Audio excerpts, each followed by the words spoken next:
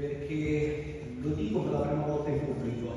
Io ho perso una mamma e un fratello per problematici, per delle forme di leucemia che si chiamano mielocontro, quindi capisco la sofferenza. Invece sono diventato orfano abbastanza velocemente, ho perso un fratello più grande di me con questa brutta malattia, quindi capisco la sofferenza e soprattutto ai ragazzi dico di mettercela tutta e di piangere quando c'è bisogno di piangere, di godersi la vita, di sorridere e di lanciare fuori tutto l'ostacolo. Lo sport può essere una forma di paradigma, di esempio, la lotta, la sfida, e quindi ben venga che il connubio calcio e sfide, anche queste sfide dolorose, vadano di pari passo.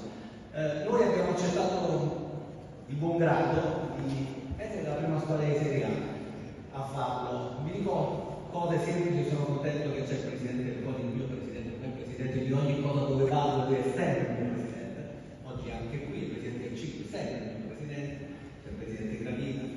Devo dire che io sono da poco nel mondo del calcio, me lo aspettavo differente, forse un po' me lo aspettavo differente, sì, devo dire la verità, anche sì, perché tante divisioni, c'è bisogno di una ritrovata coesione, purtroppo ci sono degli interessi disallineati.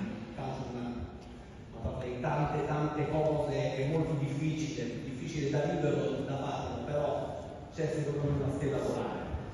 Questa è la mia personale idea, la mia punta di piedi, è la personale idea che porto avanti anche in Lega Calcio. Le squadre di calcio devono avere quattro gambe, quella sicuramente sportiva, quella del rettangolo da gioco, in cui dobbiamo sfidarci, dobbiamo cercare di vincere e di entusiasmare. La seconda è quella di un progetto territoriale attento ai fabbisogni aderenti, ai fabbisogni della città. Quello educazionale, bisogna andare nelle scuole, andare a raccontarsi, andare a dire che lo sport è anche sana legalità, sana competizione e perché no, anche cura e prevenzione, come quella del trasporto tematico.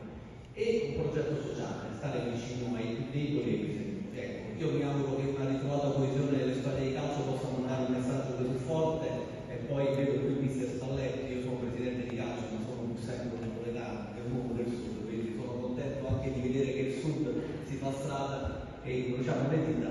Ci auguriamo quest'anno di riportare al sud lo scudetto così amato e agognato. Grazie ancora.